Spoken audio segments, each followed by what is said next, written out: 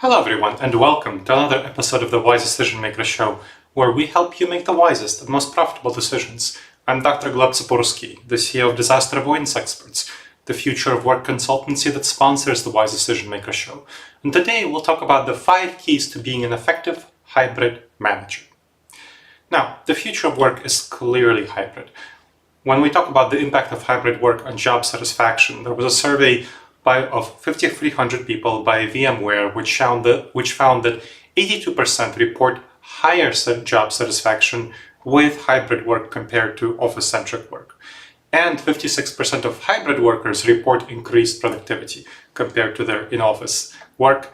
55% of hybrid workers report increased collaboration compared to full-time in-office work. Research by Zippia finds that 74% of US companies are adopting a permanent hybrid model of some sort, with at least some people coming to the office only some days a week. Now, the future of work is clearly hybrid, but middle managers are not very well prepared for hybrid work. We see high burnout in middle managers. So a Future Forum survey found that 43% of middle managers report burnout. 43%, that's nearly half. And that's a higher demographic than for either top leaders or rank and file workers. The burden of implementing policies in hybrid work is a major source of burnout for middle managers, because the executives, they make the policies. And I help 24 companies figure out their policies for hybrid work, how work with their leadership team to figure out hybrid work. And if I wasn't there to facilitate implementation, they just make the policy and they'd leave the implementation up to the middle managers, which is not a good approach. So I do not advise companies to do that. I advise them to work and train their middle managers on how to do the implementation effectively. Middle managers don't have prior experience with hybrid work, so they naturally do what comes just naturally to them. They apply office-centric management to hybrid teams. And when they try to shoehorn this office-centric management into hybrid work, it doesn't work very well. And then they feel burned out because the results don't meet their expectations. Hybrid management requires a distinctly different approach. It differs. It is not the same thing as office-centric management. And there are 5 keys I want to emphasize for hybrid management success. 1, intentionality, not automaticity. 2 is trust, not paranoia. 3 is autonomy, not micromanagement. 4 is connection, not presence. And finally, 5th is accountability, not FaceTime. So those are the 5 principles we're going to discuss. Now, you have to understand that hybrid work involves a context shift challenge. Managers, as we do all, naturally go on autopilot throughout their activities. This usually works well when we're driving a car. Most of the time, when it's not a dangerous situation, it's good to go on autopilot because we are just going to be so preoccupied with driving. Otherwise, it's like the first time we're driving, right? We do not want to do that, except when the context changes. When you need to, let's say, enter a highway, or you're leaving a highway, or otherwise, when you're trying to do something different, when you're maybe trying to figure out your way, and the GPS is not giving you the right direction. The context has changed, and you need to figure out what is different when the context shifts. That's when you need to be intentional, not autopilot. But our brain, unfortunately, is poorly suited for changes in context because of what's called the status quo bias. It's a tendency to stick to what we know, what we're comfortable with, the status quo. And so managers naturally want to return to what's comfortable for them. The dynamic in the pre-pandemic environment when they knew how to control and manage things. Another problem is functional fixedness. It's kind of like the hammer-nail syndrome. When you have a hammer, everything looks like a nail. When you learn one way of functioning, everything seems to be that appropriate way of functioning. So let's say when you learn one way of leading a team, then you apply that leadership methodology which you learned in the office to hybrid teams. And that doesn't work very well. So managers using office-centric methods in hybrid work is not great, and they end up ignoring better solutions specifically adapted to hybrid work. This is a serious problem. So these are 2 cognitive biases, the status quo bias and functional fixedness, which I see as the biggest problems in hybrid work. So let's talk about the first one, overcoming management autopilot, the shift to intentionality.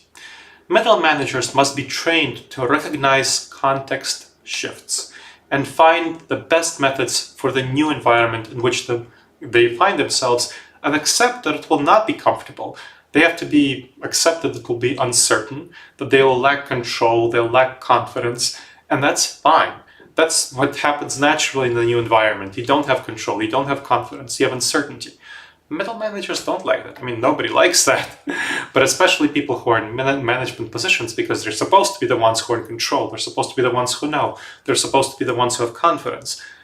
But the first step to making good decisions and figuring out how to work well in hybrid context is admitting that you don't know, that your previous experience has not prepared you for this new context, and you need to learn new ways of collaborating, of leading, of managing. Okay. Not paranoia. Productivity paranoia is a term that was used by Microsoft researchers who found that 85% of leaders, including middle managers, lack confidence in employee productivity when the employees are spending time working remotely. So this lack of trust leads to what Microsoft researchers called, quote, productivity paranoia, unquote. So the leaders fear that there's lost productivity due to not observing their followers. In fact, however, research shows that there's a large productivity boost for remote work. 5 to 10%, it's huge. There's been very clear increase in productivity in the US since the start of the pandemic. So very, very clear boost in productivity since people went remotely. But unfortunately, since there's been a forced mandate return to the office, there's been dropping productivity.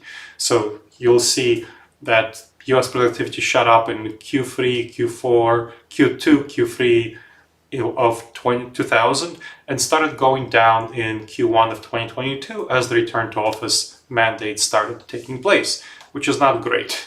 So that is an indication, of course, that productivity is higher with remote work. And you need to be really thoughtful about why you're asking people to come to the office. You need to address the trust issues that middle managers have. It's difficult for them to trust employees when they're not observing employees. And that's another cognitive bias that we have to deal with, that I have to deal with often when I talk to middle managers, called the illusion of control. There's an overestimation of control over external events. That's what the illusion of control refers to. So it's prevalent in more authoritarian managers who have a tendency to micromanage, and they believe that in-office presence means productivity. But research shows that in-office employees actually work much less than 8 hours a day. How much time do you think they spend working? Only 36 to 39% of their time, according to various studies, are spent on work. The remainder is spent on non-work activities. So you need to really trust employees to work when they're working remotely, because extensive research has shown they're more productive when they work remotely. Middle managers need to learn to trust employees that expectations of performance will be met. And showing trust very clearly leads to better performance. There are certain things that are done better in the office, like collaborative activities, more intense forms of synchronous collaboration, mentoring and training, socializing, nuanced conversations. But for productivity, which is for individual tasks, overwhelmingly it's better done at home for the large majority of people who have a normal work from home, well set up office. Now, the middle manager's desire for control is unrealistic. It goes against the principle of autonomy, which is very important for knowledge workers. Autonomy is critical for productivity, engagement, and innovation for knowledge workers. It's best done through intrinsic motivation. So we do our best work when we're intrinsically motivated. And that comes from having autonomy. There was a study of 370 companies that shows that more innovation comes with autonomy rather than less autonomy.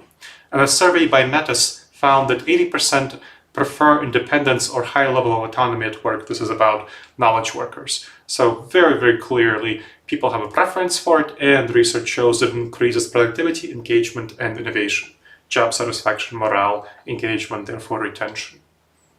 Autonomy in the post-pandemic environment means flexibility and self-control of work location and time.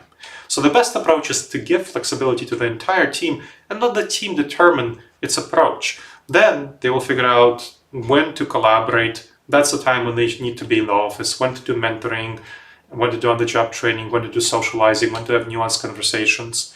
A Gallup survey showed that 46% of employees are engaged if the team determines office policy, versus 35% of employees are engaged if office policy is determined by the leadership. So that's a huge improvement. That's nearly 20% improvement. So this is an over 20% improvement. So this is really great. Now, one thing to keep in mind is connection. There's a challenge of team connection in remote work. So the research on remote work shows that you have stronger relationships with your colleagues on your team, and you have strong connections between team members, the same thing found by Microsoft study, but you have weaker cross-functional connections to people on other teams. So this cross-disciplinary innovation is hampered by remote work. So hybrid contexts require an intentional connection and cultivation for those cross-functional weak ties, so that you have better cross-functional collaboration, which is important for innovation for major projects. To build weak ties, it's beneficial to have in-person events, happy hours, volunteer activities, training sessions with more than one team in there. Then have remote social activities like video game sessions, virtual escape rooms, other sorts of virtual activities that are building weak ties across the company. And connect junior staff with senior staff through mentoring. That's an effective way to extend the network if you make sure that the mentors are not part of just the immediate team of the mentee.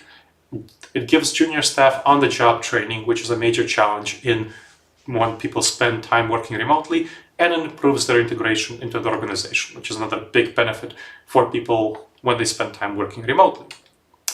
Now, another thing to think about is how do you evaluate your people? The traditional staff evaluation relies on face time. This is not great. So this annual review is based on interactions, how the leader feels about how much time their team member spent in the office. It's vulnerable to what's called proximity bias. 42% of supervisors report sometimes forgetting remote workers, and remote staff are 15% more productive according to one study, but the same study found that they were less likely to get promoted even though they were quite a bit more productive. Equating face time to accountability and productivity and performance is a bad idea. So effective hybrid evaluation means accountability, not face time. Focus on meaningful goals and outcomes that advance a team's business objectives. And then don't focus on time spent working. Focus on those meaningful goals and outcomes. So have weekly one-on-ones that include performance evaluation. Most good managers already have weekly one-on-ones. Maybe you might have bi-weekly if you're perhaps someone who works a lot of their time independently, or in a managerial position. You might have 1 month. Let's say you are a middle manager, you have a number of lower managers under you, you will be meeting with them maybe once a month or something like that. I see that tendency in companies I help transition to figuring out their hybrid work. So but weekly is the general tendency for teams that need to collaborate together more intensely. So agree on 3 to 5 key goals for the week at each weekly one-on-one meeting. Then, on the next meeting, report on the progress, coach the mentee, coach the supervisee on problem solving so that all team members know where they stand. So that's really helpful. When a supervisor, team lead meets with their team members once a week for managing performance, as well as other things, that once a week meeting sets 3 to 5 weekly goals, then at the next meeting goes over the 3 to 5 weekly goals, coaches them on problem solving if they didn't accomplish some of their goals, great, and then sets 3 to 5 goals for the next week. It really helps team members know where they stand and gives them psychological safety. So, to recap, how do you thrive in the future of work? There are 5 keys to effective hybrid management for those middle managers: intentionality, trust, autonomy, connection, and accountability. So these are the 5 keys to being an effective hybrid manager, and I hope you found that this episode of the Wise Decision Maker Show beneficial and valuable for you. Make sure to subscribe wherever you check this out, and leave a review. It helps others discover the show, and it helps us improve the show. Alright everyone, I hope to see you in the next episode of the Wise Decision Maker Show. In the meantime, the wisest and most profitable decisions to you, my friends.